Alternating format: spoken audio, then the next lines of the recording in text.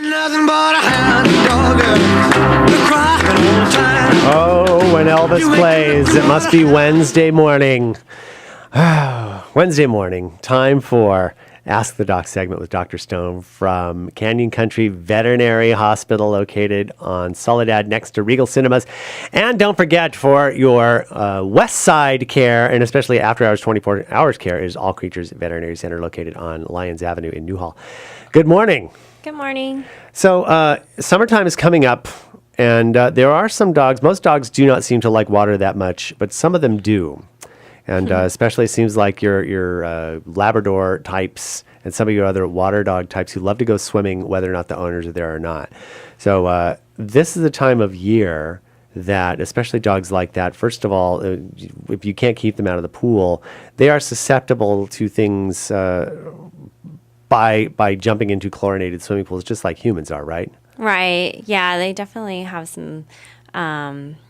They can get infections in their ears from being constantly in the pool, or they can get skin infections, things like that. Well, let's talk about ear infections because, in a lot of times you can't see if they've got water in their ear or something like that. Unless they're scratching or doing something like that, you don't really know if they have anything. Is there something aside from that we can look for? If you look in their ears, for example, and it looks clear, but they're still seeming like they're agitated, is there something that we can look for? Usually if there is a problem going on, the first thing you do see is they're scratching or shaking their head. Or if you see any kind of discharge in there, or if you smell any kind of yeasty discharge in the ear, then that means something could be kind of brewing deeper down, and you should bring them in because we can look in with the otoscope to see what's going on deeper down if they need a cleaning.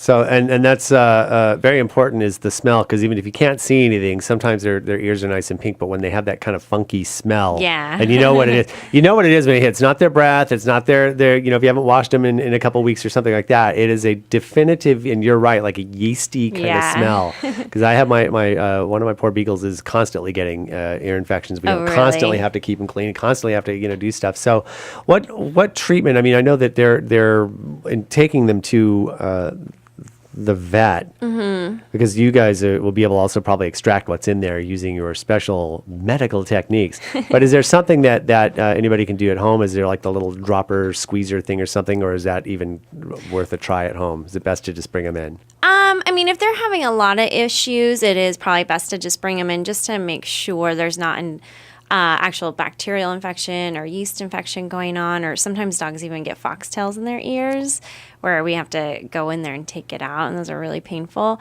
But, if you think, they look a little dirty or they're kind of smelly or they were swimming a lot, you can pick up some ear flush that is basically a cleanser and a drying agent, and flush their ears out just to kind of maintain them, keep them clean, hopefully prevent them from building up yeast or bacteria. And, you can even do it like once a week, or even the dogs who are prone to ear infections. If you try to keep up with it at home, it really, really helps prevent it from getting to the point where you have to come in and have us do what we do. Right. Q-tips or no Q-tips? No Q-tips. Usually what I tell people is just, flush the ear with the flush, and then use a cotton ball on your finger and kind of go in there with a cotton ball and clean it out, because you can't really go too far with your finger and a cotton ball. Right. Sometimes with Q-tips, if they're moving around too much, you might be able to go too far and puncture the membrane, the tympanic membrane, or their eardrum.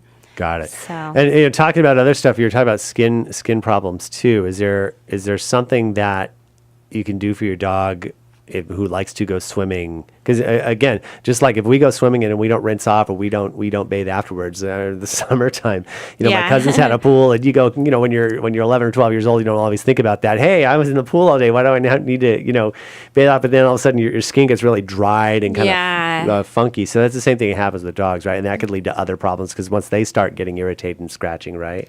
Right. Yeah, definitely. The chlorine can definitely dry out their skin. And then, with dogs, they don't really no, oh, my skin's dry. Maybe I should just leave it alone. Yeah, maybe I shouldn't jump in the pool today. Yeah, they'll start scratching, and then they'll, make wounds on themselves. So if they are one of the ones that are frequently in the pool, if you rinse them down afterward, give them a bath afterward, or at least try to keep up with bathing them with a nice moisturizing shampoo, maybe once a week, once every couple of weeks, if they are frequently in the pool. So there we go. And that's, you usually tell because there's water splashed all over the place. Yeah. And sometimes empty cocktail glasses around, they just kind of go crazy. But that's important to understand should we be concerned though about dogs and pool safety? Are there ever any situations where dogs can get in a situation where they can't get out, or heaven forbid, drowning? Is that something that maybe you should take precautions just like you do with a child? Oh yeah, definitely. We unfortunately see that often. Usually the labs who get in, get out on their own, usually they're good because they have figured it out for themselves and they know how to get out, and they're big dogs. But a lot of times what we see with smaller dogs is they'll get in, and then, if their owner never showed them where the step is to get out, they don't realize, and then they get exhausted and they can actually drown. So if you have a pool in your backyard, I always tell people, it's good to, even if you don't want your dog in the pool, it's good to put them in the pool and kind of show them the way out, the way to the step a couple times at least, just to make sure, God forbid if they fall in the pool on their own. And they do. I had a German Shepherd who did that. He was looking at me and running and jumped right in the pool. Yeah, then at least they'll remember, okay, this was the way out. I'll go to the step and get out, Otherwise, they don't know once they're in the pool how to get out. Outstanding. We're talking with Dr. Stone from Canyon Country Veterinary Hospital, located on Soledad next to Regal Cinemas. We'll be back with more Ask the Doc segment right after this. We got to get to some commercials and traffic. And we're back with Ask the Doc Wednesday morning on your hometown station, AM 1220 KHTS. Dr. Stone from Canyon Country Veterinary Hospital, located on Soledad next to Regal Cinemas, Monday through Friday, 9 to 7. And then you have a 24/7 operation. It's a All Creatures Veterinary Center, or if you are located on in the west side of the valley, you can go there as well. They are located on Lyons Avenue, just west of Main Street. So talking about summertime, dogs swimming in the pool, dogs that can get skin and ear infections, and sadly enough, dogs who are not necessarily water dogs that accidentally fall in the pool, and even though they all seem to be natural swimmers for the most part, they can still be seriously injured or even unfortunately die if they do not know how to get out of the pool. Yeah. So it's important that if you're going to do that, like you said, and there's no fence around or anything else, and to at least maybe bring them in the pool so they know how to get, because they do. And I mentioned that on the air, but off the air too, about my German Shepherd I had that I rescued. He's 5 years old, very excited to be out of the joint, and he ran through the house and ran straight out and looked back at me while he was running and literally went right into the pool. And he did almost panic. I had to call him over, and it's not easy taking a 130-pound German Shepherd out of a swimming pool when he's panicked. So those are the things to make sure that it's important that they at least understand, or if nothing else, are trained to kind of stay away from, right? Right, yeah. So make sure that if they're starting to develop skin issues, to make sure that you at least rinse them off if they've been swimming, or make sure that you groom them on a regular basis, maybe with a moisturizing shampoo, so that they don't get too many skin problems, because those can develop into other things. And dogs, being obsessive as they are, can start scratching, and then you get all kinds of problems. You start losing fur, they look funny.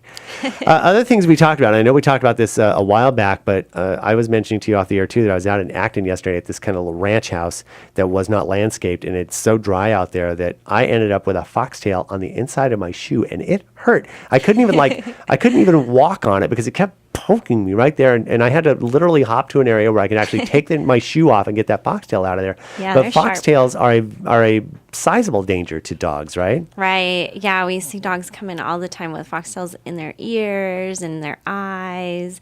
Even they can get it in their skin, and it creates like an abscess on their toes or body. And they're small, and if the ends break off, especially. So is it a good idea then, like if you've gone hiking with your dog or in an area where they are, to just give them a really good, the best you can once over? Yeah, definitely. Make sure there's none hanging out in their fur, because they work their way into the skin. or even if it kind of gets on the ear, it works its way down into the ear and it goes all the way down to the eardrum. And once it gets to that point, I mean, not to sully this beautiful moment with price taggery, but if you let it get that far, it is not always an easy fix. Right. Yeah. You know, and sometimes surgery has to be performed, so it's best to do that. Also, it would probably be a good idea when you're taking them out this time of year through some of those canyon areas, if you're taking them on a nice hike, to look for ticks. Yeah, it's always good to kind of keep them away from that long grass because that's where you do get the foxtails or the ticks. So try to keep them on the trail. Right. That's probably the safest. And is there what?